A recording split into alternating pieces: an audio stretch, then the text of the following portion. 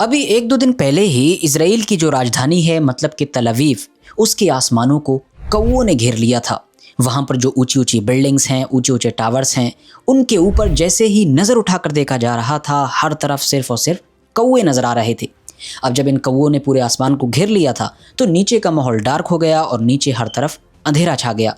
अब जब नीचे मौजूद लोगों को हर तरफ अंधेरा नज़र आ रहा था और ऊपर देखने पर आसमान पर सिर्फ और सिर्फ कौए नज़र आ रहे थे, तो ऐसी चीज़ देखकर जाहिर सी बात है दहशत फैलनी थी। दहशत फैल गई और इस चीज़ को इसराइल के बाहर भी सोशल मीडिया के थ्रू क्लियरली देखा जा सकता था। यही वजह है कि इसको पूरी दुनिया में डिस्कस किया गया। इवन बड़े बड़े कुछ मीडिया आउटलेट्स ने भी इसको कवर किया। अब इसराइल के अंदर आसमानों पर नज़र आने वाले इन कौओं की वजह से ये जो खौफ का माहौल पैदा हुआ था, इसके पीछे दो रीज़न्स थे। पहला रीज़न तो ये था कि क्योंकि इसराइल ऑलरेडी एक ख़तरनाक जंग की जद में है, लगातार ईरानियन मिसाइल्स की चपेट में है। वो भी ऐसी मिसाइलें कि जो रात में ना उन लोगों को सोने देती हैं और ना ही दिन होने पर फिर कोई काम करने देती हैं। जबकि जो दूसरा रीज़न था वो ये था कि इसराइल के अंदर जो आबादी है, उनकी जो टोटल पॉपुलेशन है, उसमें से ज़्यादातर लोग वो हैं कि जो हद से ज़्यादा रिलीजियस हैं, मतलब बहुत ज़्यादा कट्टर यहूदी हैं।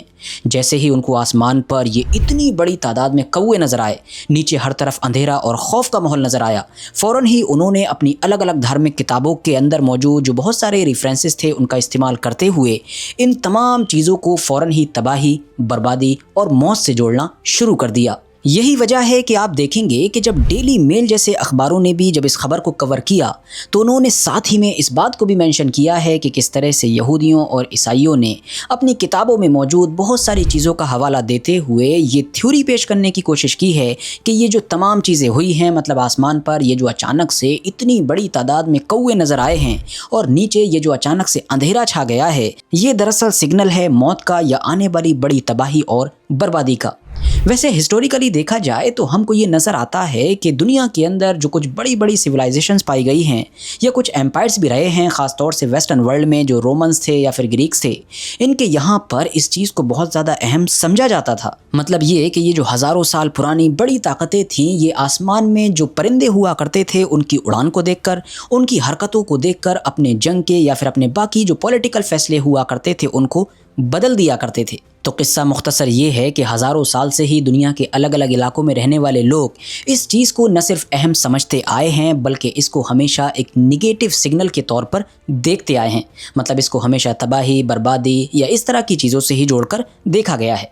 बाकी आज के इतने एडवांस और साइंटिफिक दौर में आप इस बात पर कितना यकीन करते हैं या नहीं करते हैं, ये हम आप पर ही छोड़ देते हैं। अब अगर जंग की करंट सिचुएशन पर बात करें तो जैसा कि आपको पता ही होगा कि पिछले कुछ दिनों से लगातार ये खबरें चल रही थीं कि पाकिस्तान के थ्रू अमेरिका और ईरान के बीच बातचीत बनाने की कोशिश की जा रही है। पहले खबर आई थी कि लगभग 14-15 पॉइंट्स वाला एक ऑफ़र अमेरिका की तरफ से ईरान को दिया गया है, जो जाहिर है एक तरफा था। बाद में खबर आई कि ईरान ने उसको रिजेक्ट कर दिया है। फिर खबर आई कि ईरान की तरफ से अपना लगभग 5 पॉइंट्स वाला एक ऑफ़र अमेरिका को दिया गया।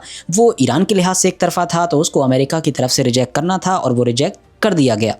अब ये जो कुछ भी चल रहा था या अभी भी मीडिया में चल रहा है, इसके बारे में अगर मैं बड़ी ही सिंपल और सीधी ज़बान में एक शब्द कहना चाहूँ तो वो ये होगा कि ये सब छल है, ये डिसेप्शन है। मतलब ये पूरी तरीके से धोखा है। वरना इस जंग पर गहराई से नज़र रखने वाला हर इंसान जानता है कि जिस वक्त एक तरफ ये सब कुछ हो रहा है, ठीक उसी वक्त दूसरी तरफ बड़ी ही तेज़ी के साथ ग्राउंड इन्वेजन की तैयारियाँ चल रही हैं। बल्कि ग्राउंड इन्वेजन नहीं, ये कहना बेहतर होगा कि ग्राउंड ऑपरेशन की तैयारी चल रही है, क्योंकि प्रॉपर ग्राउंड इन्वेजन का मतलब तो यही होगा कि लाखों की फ़ौज लेकर ये पूरी तरीके से ईरान में घुस जाएं। और ये चीज़ मुमकिन नहीं है, क्योंकि ये चीज़ इन लोगों के लिए एक ट्रैप साबित होगी। और वैसे भी जो लोग वियतनाम और अफ़गानिस्तान जैसी जगहों पर कामयाब नहीं हो सके, ठीक से खड़े नहीं हो सके, तो वो ईरान के अंदर अगर ग्राउंड इन्वेजन करेंगे तो क्या ही कर पाएंगे, ये मुझे आपको बताने की ज़रूरत नहीं है। और वैसे भी जितनी तादाद में अमेरिकन फ़ौजियों को इस इलाके में लाया जा रहा है या लाए जा चुके हैं, और जिस तरह के लाए जा रहे हैं, मतलब ये स्पेशल कमांडोज़ वगैरह हैं, तो इससे ये क्लियरली पता चल रहा है कि ये कोई बड़ा ग्राउंड इन्वेजन नहीं बल्कि सिर्फ कोई बड़ा ऑपरेशन होगा। और ये ऑपरेशन किस तरह का हो सकता है, तो या तो ये ऑपरेशन स्ट्रेट ऑफ हॉर्मुज़ को खोलने के लिए हो सकता है, जो जाहिर सी बात है किसी भी सूरत में इम्पॉसिबल नज़र आता है। जबकि जो दूसरा ऑप्शन नज़र आता है वो है खर्ग आइलैंड के ऊपर कब्जा कर लेना। खर्ग आइलैंड के जिसके बारे में हम पहले भी बात कर चुके हैं, ये ईरान की इकोनॉमी के लिए एक रीढ़ की हड्डी समझा जाता है, क्योंकि ईरान दुनिया भर में अपना जितना भी तेल एक्सपोर्ट करता है उसमें से 90% तेल यहीं से होकर गुजरता है, क्योंकि ऑयल को एक्सपोर्ट करने की जो फैसिलिटीज़ वगैरह हैं वो सारी यहीं पर मौजूद हैं। अब यहाँ पर ये देखना बड़ा ही दिलचस्प होगा कि आखिर अमेरिका और इजराइल इस आइलैंड के ऊपर कब्जा करेंगे कैसे, क्योंकि अभी तक ईरान ने जिस तरह से जंग लड़ी है उसको देखकर तो यही पता चलता है कि उसके अंदर काफ़ी दमखम है और वो सारा काम काफ़ी रणनीतिक तौर पर कर रहे हैं। मतलब हर चीज़ के लिए उनके पास पहले से प्लानिंग मौजूद है। तो इसीलिए मुमकिन है कि इस आइलैंड के लिए भी उन्होंने कोई ना कोई तो प्लान बनाकर रखा होगा कि अगर ऐसी कंडीशन आती है कि इस आइलैंड के ऊपर अमेरिका कब्जा करने की कोशिश करता है तो जवाबी कार्रवाई क्या होगी। और हाइपोथेटिकली इस पर अमेरिका का कब्जा हो भी गया तो जो असली चैलेंज होगा वो तो यहाँ पर कब्जे को बरकरार रखना होगा, क्योंकि यहाँ पर कब्जा करना और फिर यहाँ पर अपने फौजियों को उतार देना, इसका मतलब तो सीधा सा ये होगा कि आपने बड़े से ईरान के सामने अपना एक शीशे का महल लाकर रख दिया है। बड़े साइज़ वाला ईरान फिर कहीं से भी पत्थर उठाकर बिना किसी निशाने के भी अगर मारेगा तो कहीं ना कहीं पर तो जाकर लगेगा ही और नुकसान होना ही होना है। और वैसे यहाँ पर मैं आप लोगों को एक ट्वीट भी ज़रूर दिखाना चाहूँगा कि जो अभी रिसेंटली ही सामने आया है। ये मोहसिन रज़ाई का ट्वीट है कि जो एक सीनियर मिलिट्री एडवाइज़र हैं ईरान के, और इनको आपने कहीं ना कहीं मीडिया में देख भी लिया होगा। इन्होंने यही बात कही है कि अगर अमेरिका की जो एयरफोर्स है, जो उसकी सबसे बड़ी ताकत समझी जाती है, वो अगर ईरान का कुछ नहीं कर पाई और उनको जो टारगेट्स चाहिए थे, उनके जो मकासद थे, उनके जो गोल्स थे, उनको पूरा नहीं कर पाई, तो आखिर ग्राउंड इन्वेजन कैसे करेगा। साथ ही इन्होंने टॉन्ट मारते हुए ये भी कहा, तो क्या अमेरिका के जो फ़ौजी हैं, जो सिपाही हैं, वो इजराइल के लिए मरने के लिए तैयार हैं। दरअसल हकीकत यही है, अगर आप दुनिया में किसी से भी पूछेंगे तो वो यही कहेगा कि ईरान के अंदर जो उसकी सबसे बड़ी ताकत है वो उसकी ग्राउंड फोर्स है, ना कि उसकी एयरफोर्स या नेवी वगैरह है।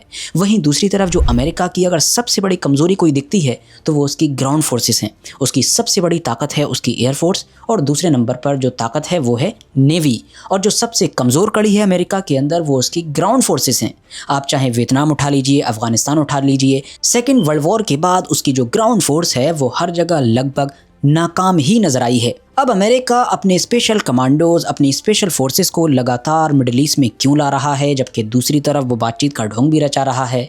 इसके पीछे उसका मकसद क्या है, ये जो स्पेशल ऑपरेशन होगा ये कहाँ पर होगा, कैसे होगा, क्या कुछ होगा, और इन तमाम चीज़ों के बदले में ईरान क्या कुछ कर पाएगा, ये तो आने वाला वक्त ही बताएगा। बाकी आज के लिए बस इतना ही। मिलेंगे बहुत जल्द ही कुछ नई अपडेट्स के साथ, और आज का ये वीडियो देखने के लिए भी बहुत बहुत शुक्रिया।